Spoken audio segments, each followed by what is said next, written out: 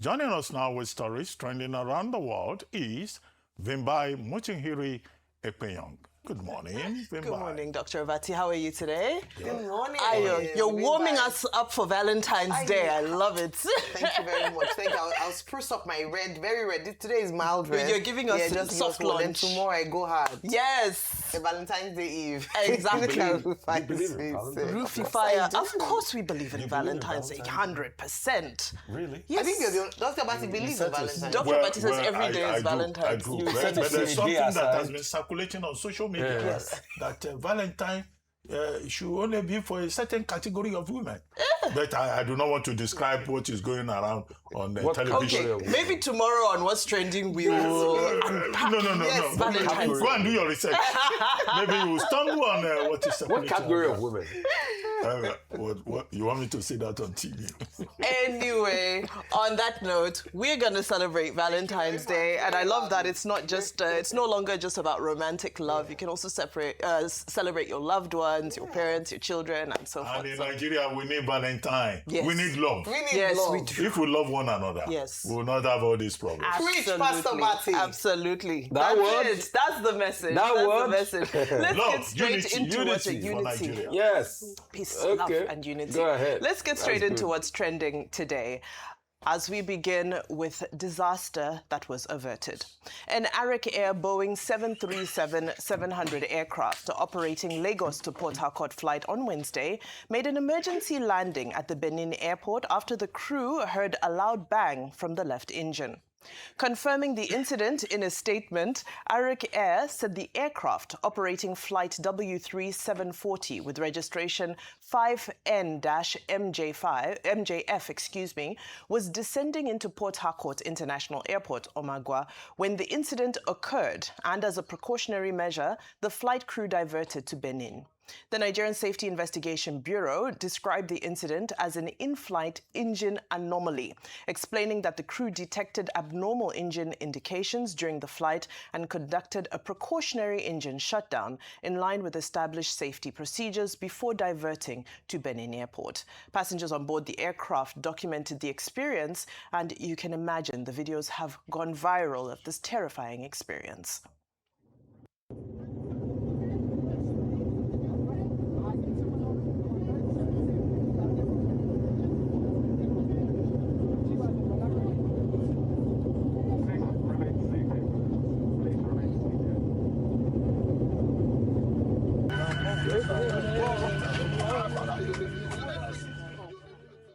So you can just imagine especially you have a window seat and this is what you're seeing. No matter what the pilot tells you, you're going to panic. But congratulations to those, to the pilots for being able to manage the situation. His name. We need to get his name His to or celebrate her him. We can name. go ahead. Could His you or her think- name. yeah. Yeah, we need to get their names to celebrate them. Yes, Because we don't celebrate heroes in this country.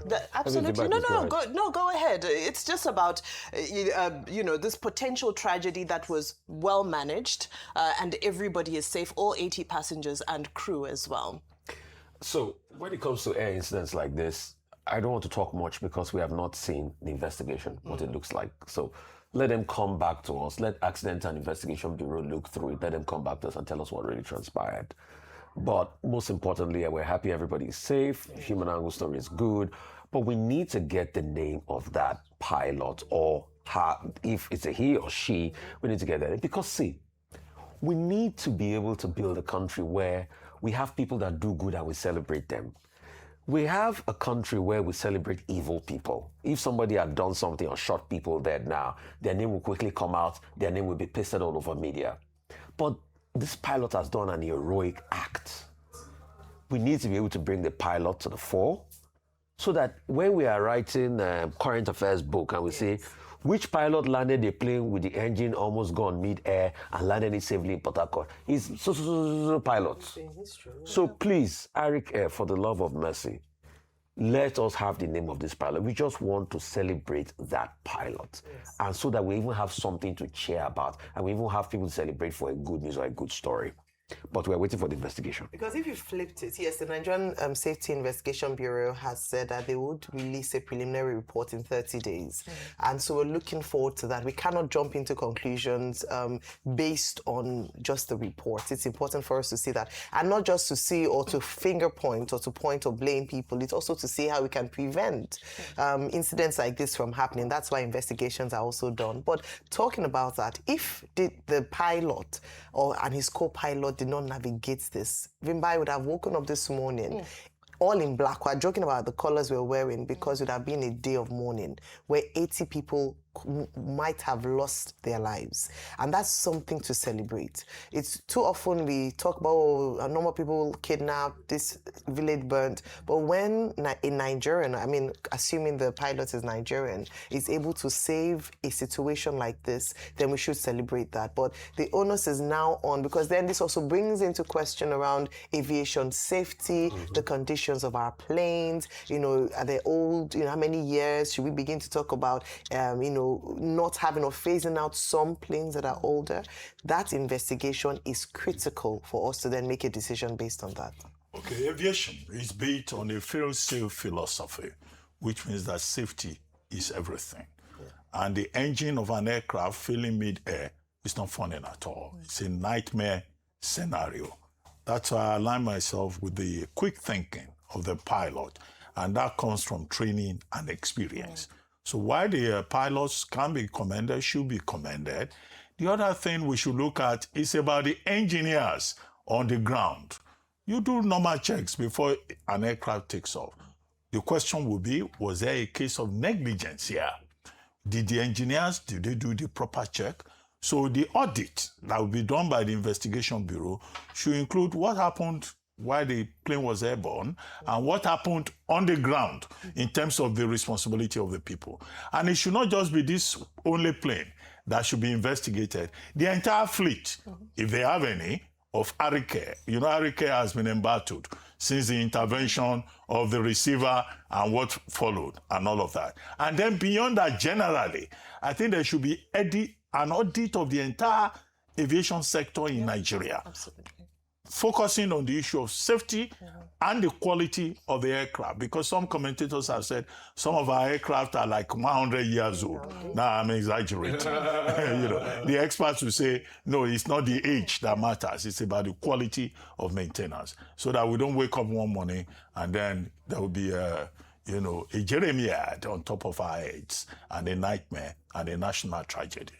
Absolutely. And, in the spirit of also, talking about some of the older aircrafts and so forth, it's also good to celebrate, some of those airlines that are bringing in new aircrafts. These days you travel within Nigeria and some of the aircrafts are extremely modern. So it's, I suppose, to balance, what is happening in the sector, sort of phasing out some of the aircrafts. Because even if you have Enugu Air, I know they have two new aircrafts. Ibom Air valued it, and a number of Airpeace has beautiful new aircrafts. Since the days of, I don't want to mention those airlines, but the crashes of the Solisas and the things of this world, there's been a lot of work done into aviation safety, and in fact, we give kudos to the aviation authorities. Absolutely. Things have improved tremendously. It's not what it used to be. Should not be episodic. It's a permanent thing in aviation. Exactly. That's why we say it's a philosophy. Every day, every moment. Every moment, and it's primary. All right, now let's shift our attention to a story that I know you discussed quite widely this morning, but I hope we can explore some other angles. As the budget defense session to gain clarity from the Minister of Works, Dave Umahi's ministry, and his proposed 3.2 trillion naira budget degenerated into heated exchanges as tempers flared. At the center of the drama was Senator Onyekachi Ebonyi, and Committee Chairman Rufai Hanga. Umahi took offense after Hanga hit the gavel continually in an attempt to stop him from heaping praises on the minister. Even attempts by Ali Dume to intervene were in vain, as Umahi insisted that he is a principal officer from the ruling party. You can't shout at me. I will shout at you. I can preside over this over you. You can't. I spoke for 5 minutes. You cannot. But somebody spoke for 15 minutes. I'm also a principal officer. Don't talk me down, please. I can preside over this sitting. You can't. That is the protocol. No, you can't. Thank you. I'm also a principal officer. You can't say so. You honor me. You are bootlicking your boss. For 15 minutes, and I'm talking for 5 minutes. You are bootlicking. Don't tell me that, please. You are bootlicking. You are bootlicking your boss. Yes, you are I'm bootlicking. picking the facts. I'm picking the facts. I'm the real party. Please. Don't shut me down. Okay, order distinguished. Sir, do we leave for executive session, sir? No. It's fine. It's fine. It's fine. It's fine. It's fine. I was elected with 10 times the votes. I came through election. So what when you have ruling party? Ruling party what? Very dramatic. However, there had been a prelude to this confrontation. Earlier, Senator Adams Oshiomhole had queried why the Abuja-Kaduna road contract had been withdrawn from Julius Berger and transferred to Meccano, a generator manufacturing company. What I fail to understand is why you award the contract to a new company that is formed by Meccano. Meccano has been known for generator distribution. Meccano, yeah. They own the company. It's Meccano. Yeah, whatever you call it, you have to excuse my accent. They have no history of road construction. No. So why will you take a job from a reputable company and give it to an unknown company that has no record of having worked anywhere? If it did, those working on the road now, we would like to know the name and then the project they have done before over the past 10 years or 20 years in Nigeria.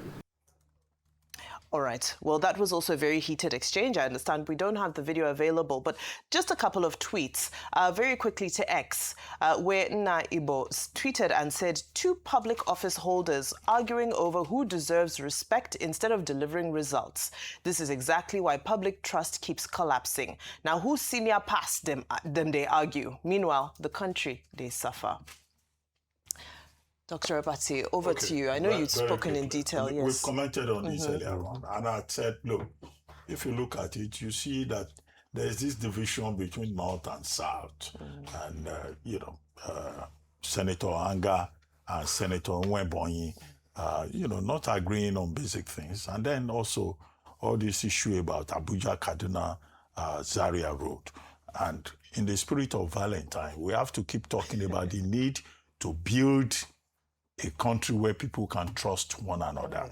However, it's part of parliamentary culture for you to have debates, for tempers to flare up and all of that.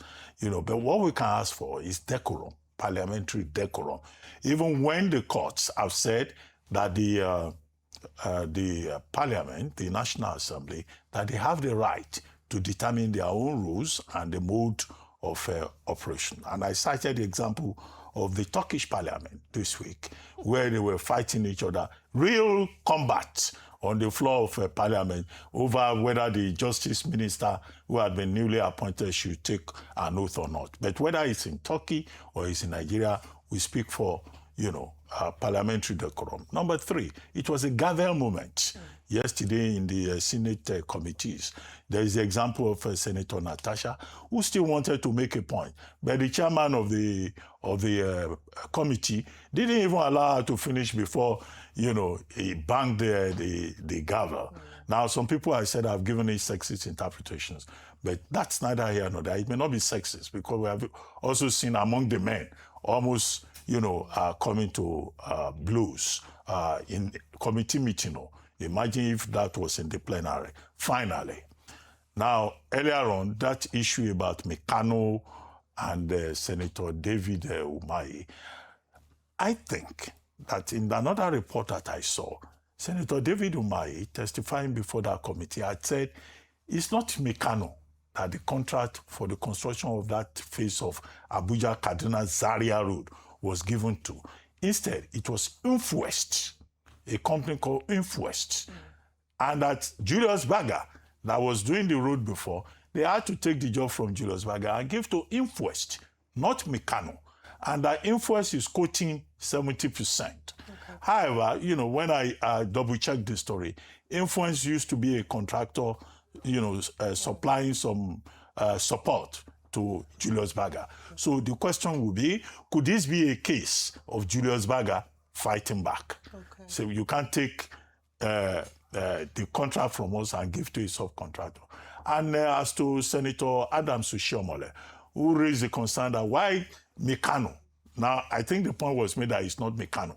But his argument is what any ordinary Nigerian will talk about. Yes. We all know Meccano as a generator supplier. Yes. But I also checked Meccano International. They have a construction arm. There is a Meccano Construction Limited that constructs routes, that is also into construction of bridges. You know, but you cannot blame Senator Oshiomhole. If you were to ask any ordinary Nigerian, top of their head, that's what they will say. But clarification is also important, and we should just stay with, you know, what the true details are. Yes. Well, I mean, these are interesting insights because I think ultimately Nigerians are just looking for service delivery when it comes to how these projects are executed, which takes us to our next story. Okay. That based on this, all this, Dr. Bati has explained this, but the senator himself could not explain this when he was quizzed. Whether it was for want of time, he himself admitted that he did not have information, and I believe that there is a challenge or a problem in that regard, whereby he didn't have. You came before a Senate committee to defend some of the projects and to respond to questions, and as minister, you could not provide information around this, whereby we then had to help you out. And you know, Dr. Bati would say, "Let me help you out here," as he did with it, but you know, helped him out in this regard. He ought to have had information, and we'll still dig deeper with regards to, because Julius Berger has had issues around, they are a recognized organization. And so if the minister does not know how another company, or which company in fact had the contract, there's a problem. And they've also lost a lot of contracts Yes, they have. under this So what is the administration. issue? Yeah. Correct me if I'm wrong, Vimbai. The exchange went thus. When he was asked about the company, he became defensive and he didn't give clarification. So any clarification anybody's trying to give afterwards is an afterthought. Okay. He didn't give clarification. In fact, he kept on saying he's a distinguished Nigeria. I think the question Oshiomhole asked borders about integrity of contract process, due procedure during contract. This is what the questions we asked him when the Coastal Road was going on. Yeah. Tenders and bidding process. What informed that? What is the full hog of that process? He should have just recounted all that led to that. Oh yeah, go ahead. I think I'm going to allow you to, yes, no, but just go you ahead, can go just ahead. hold your thoughts I'll hold and the then thought, you yeah. can continue from that point. Because as we were talking about, Nigerians just want service delivery, especially in the execution of these big projects. We know that earlier in this week, in another development from Lagos, after this week's rain, a new video is being circulated that shows parts of the controversial Lagos-Calabar Coastal Highway, championed by Umahi, completely flooded in the clip. Cars slowly wave through a portion of the road that became submerged. Online, people have been questioning what this means for the road's drainage systems and why this is happening, given that Section 1 of the coastal road opened just last December. The highway is expected to run through 9 coastal states with a projected length of 700 kilometers. So just to come back to you, Rufai, so you can finish your point, I think people are saying so much money is being spent, and we thought that we had gone beyond, the technology, and we are aware of our climatic changes, that at this point we should have better drainage on these new developments that are emerging. Okay, so that's what I was saying. We're talking about contract accountability, just like we've already talked about Coastal Road. When we're asking, see, in April, concerning the flooding, in April, he told stakeholders that the road is built to withstand floods for about 50 years. While addressing claim, that's 2025. While addressing claims of inadequate drainage or flooding damage, he denied the allegation that parts of the highway lacked proper system of drainage. But the first test has come. This is February rain. It's not even rainy season. You can see the road. When he was asked about the contracts, the next thing he said is, I will carry on an inspection tour of the highway. He didn't give details about the company and all of that. You see, we must live in a society where people are made to be accountable because this money they are spending is taxpayers' money. So I'm waiting for his response as regards this. But I've been able to read on 2 occasions where he talked about the integrity of the roads. But we are seeing a flooding pattern. Yeah. Maybe we are waiting. Maybe the PR team will come and speak again. Playing the devil's advocate too much this morning. That Lagos Calabar Coastal Highway is still under construction. I went on that road with my wife. We were going for a birthday party somewhere, towards the end of the road. It's a lovely road, isn't it? Yeah, well, no. Let me just finish. It was Stephen Akintayo's 40th birthday. Okay. So we went through the main road. That took us a long time. When we were coming back, we even had to rush back because there was another appointment, engagement. We took that coastal road. Now, left and right of that road, you have mangroves, you have a forest, you have the Atlantic Ocean. It's a project that is still in progress. It is a project that they say will last about 8 years. And work is on it. It's still ongoing on it, even from the Ogombo end. Before you get to this, is it Channel 1 or Section 1 that they call it? So it's not as if it's a finished road yet. Okay. What they have launched is the Section 1. I don't know whether we can make definitive statements on a work that is in progress. All right. What we can insist upon is that when that project is delivered, they say 8 years, even before 8 years, when they finish the Lagos end, which is 44.47 kilometer stretch, we expect quality. We expect that all the issues about drainage and whatever, will be addressed. Yes. There are even parts that have not been touched towards the direction in which we move. But yes, Nigerians have the right to insist on quality delivery.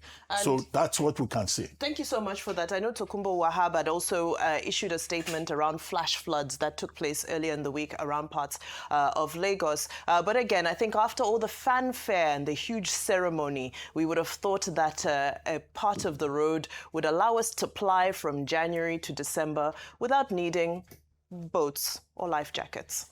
Now, let's move on to more stories about accountability. In a twist to the ongoing national debate over elite excess, the chairman of the Senate Committee on Special Duties, Senator Kakasheu, has rejected a 127 million naira budgetary proposal for an SUV intended for the presidential villa. He describes the amount as unacceptable and grossly inadequate because, in his words, the presidential villa cannot be buying Tokumbo. Take a look. I will join my colleague Aminu in also rejecting 127 million naira for SUV car and a villa.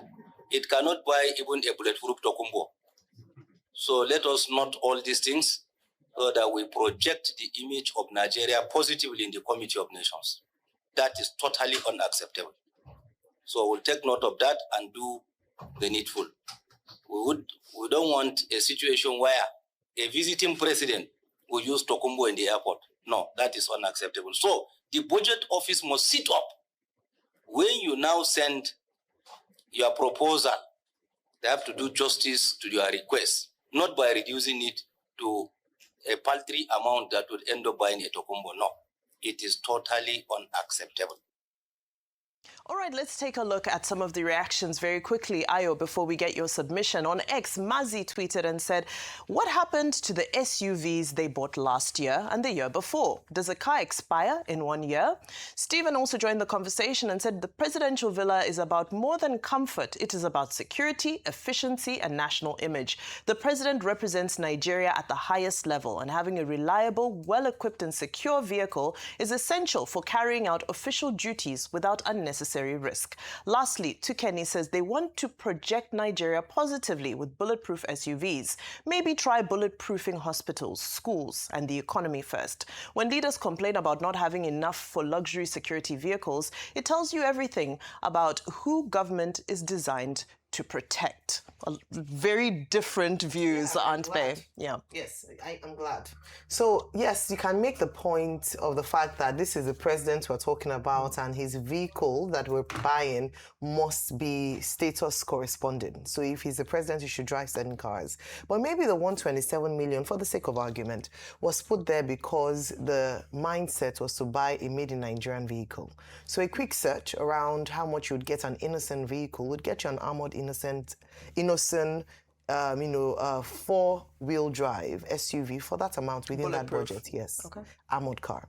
And maybe it's high time we started to speak about that, because if the president is pushing the buy Nigeria, proudly Nigeria, let's start from there, because we've often talked about why public officials do not drive, whether it's an innocent vehicle, Nord vehicle. Let us begin to push that. And guess what? It's also more cost effective.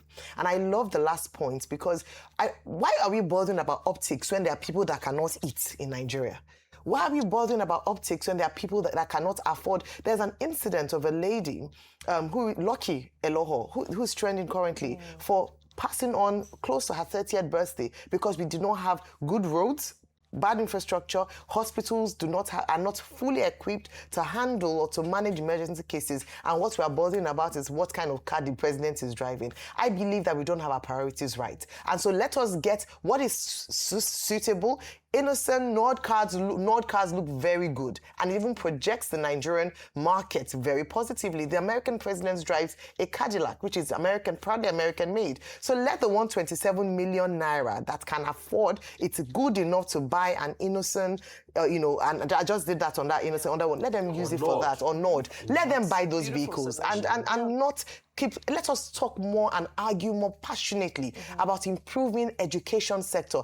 Professor Ali Pate talked about how his budget was not fully funded or was significantly underfunded. Let us focus on those areas. The leadership does not reflect the Nigerian people, and that is a big problem. I want to raise a quick point. We have so many stories. I want to raise a Please, quick point. very briefly. When President Tinubu came to power in 2023, they passed a supplementary budget. There was money put together for cars there. What happened? Did they release the money or did they buy the cars? Okay. Another comment. Senator Kaka, I think that's his name. Yes, Senator Shehu Kaka. He was making the point that, we need bulletproof SUVs to project the image of Nigeria positively.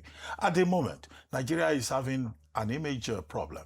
It's not by purchasing more bulletproof SUVs for visiting heads of state. You project it more by ensuring good governance at home, and by also ensuring that we address the crisis in the foreign affairs sector. We need special envoys abroad, as Dr. Fagbemi was saying on this program. We need a presidential council on foreign affairs. It's not just by getting lobbyists. Lobbyists can do their job, but we need to have a structure in place that can engage with the world, not by having beautiful cars. How many heads of state will visit Nigeria in one year? And then in any case, we keep buying these same items every year. What happened to the ones we bought last year? If we go and check the budget, they'll be saying we are buying computers again this year. It's only in the Nigerian government that computers, get damaged within 1 year. That means they don't take good care of them. If you have a son who is buying computer every year, you query the mother. Yes, absolutely. I don't want to be devil's advocate, but we need to it's move good on. for the bulletproof one, because you don't want a case where a foreign leader will be shot in this country and die. You're right. You're right. The last one now, they don't go bad every year. And of course, we have we have several that have been bought over the years that can be put to great use. Now let's turn our attention to election issues. As we know, Abia North Senator Oji Uzokalo has spoken out to affirm his strong backing for the electronic transmission of election results, as he expressed disappointment over the circulation of a 5-year-old video where he said there is no network in his village. Well, here is the video. Because there are no coverage in my village, I vote no. Well, he's clarified now that he has changed his position and that he has gone to make the statement to reflect his current position. I caution Nigerians to stop doing small politics when there's no politics to be done. The picture they are circulating about me was a picture that happened 6 years ago, which what I said then was then right. Now there's improvement that we can go and do electronic transfer. Well, his remarks followed an emergency Senate plenary on the Electoral Act Amendment Bill 2026, where lawmakers reviewed provisions for transmitting results electronically. And we pulled up this graph for you. You can see this graphic that shows how drastically connectivity and internet access has improved in Nigeria over the past 5 years. So the question is, are some of the lawmakers stuck in the past? Because we're still talking about bad network. As of 2019, you only had 100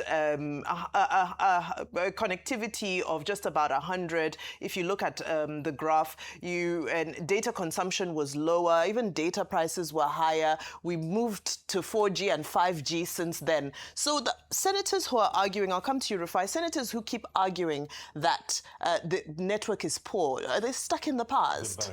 Let's move to the next. We've destroyed all of the arguments. It's not something... We've destroyed the argument long ago. Just move on. Move on to the next one. We've destroyed these arguments long ago now. Well, at least this time we have... We don't kill them. They're already dead. Those that are making the argument, they're already dead. You've destroyed this argument long ago. Just everybody is alive in Jesus' name. Let's go to the next story, where founder and executive chairman of BUA Group, Abdul Samad Rabiu, has called for a decisive shift in Africa's development strategy, urging governments, financiers and the private sector to move the continent from raw material extraction to large-scale industrial processing and value addition. Rabiu made these remarks as special guest of honor at an Africa Finance Corporation forum held alongside the Mining Indaba 2026 conference. He emphasized that Africa possesses abundant resources but lacks sufficient processing capacity and industrial scale to maximize their value, noting that the continent exports raw minerals and agricultural products, but imports finished goods, capturing only a fraction of downstream economic benefits. So drawing from BUA Group's experience, Rabiu shared how the company shifted from importing cement to local production in Nigeria 16 years ago. Africa is one of the most resource-rich continents in the world. We all know that. Yet, the majority of its mineral wealth is exported in raw or minimally processed form. Key examples: gold, 65%, 85% actually is exported raw. PGM, platinum group metals, over 70% exported without beneficiation. In fact, Nigeria imports or spends almost $3 to $4 billion annually importing steel products. Therefore, the challenge before us is very clear. Africa must move from extraction to transformation, from potential to productivity, and from resource wealth to shared prosperity. Thank you so much. All right, what an apt statement. Of course, we know that Rabiu is speaking from experience. The BUA Group is a prime example of what's possible when African businesses focus on local value addition rather than raw material export. Africa continues to export cocoa beans while importing chocolate and several examples around that. So we really do commend him for making these statements and from also walking the talk. Unfortunately, we won't have time to comment on that. So let's go straight to our milestone, excuse me, where today we are remembering the life and legacy of Whitney Houston, a multiple award-winning and record-breaking artist, on the anniversary of her tragic passing on February 11th, 2012. Her sudden death sent shockwaves across the industry and around the world to a global legion of fans.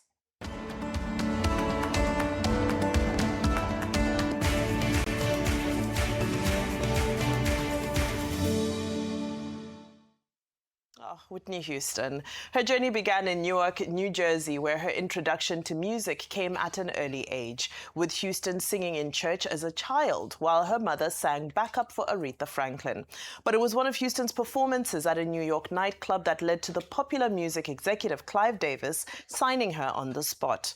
From then on, 2 years went into the making of her debut album. The self-titled album, Whitney Houston, launched in 1985 and made her an instant star with hits such as Saving All My Love for You and How Will I Know and The Greatest Love of All. Oh, I love all those songs. This LP set the record as the biggest selling debut by any solo artist, earning her the nickname of The Voice due to her vocal range, rhythm and technical precision. In '92, she made her film debut in The Bodyguard, a film which not only broke box office records, but also led to her winning the Grammys Record of the Year for I Will Always Love You. But above all this, I wish you love.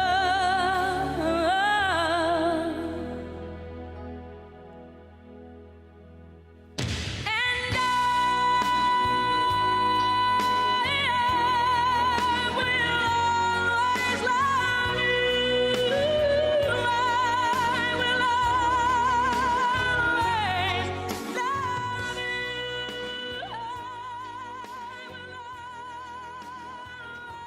May her soul continue to rest in peace. May her music and her legacy live on.